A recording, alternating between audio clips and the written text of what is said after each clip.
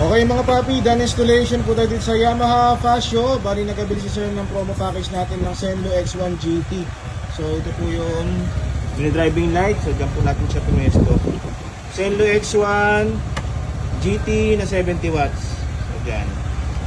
Makita ko, yung ilaw po niyan, low beam white, high beam yellow. So Senlo X1 GT na 70 watts. Sa switch, XCL brand na 3-way switch. Diyan po siya naka-mount. So hindi na pinakabit ni sir yung passing light tsaka yung back to stock horn. Pero yung install natin na busina sa kanya, ito po, Sager 50F. So made in Germany yan. Dual disc. So sound check tayo sa Sager horn.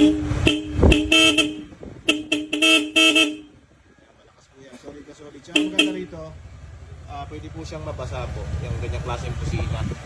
So kung ayaw yung mga snail horn, pwede po itong alternative sa mga package natin, Sager horn. Okay mga paps, so kung nagustuhan nyo yung ganitong mga installations and packages natin, mag-message na po sila sa page, pumunta dito sa Scooteristas online shop. Maraming salamat po.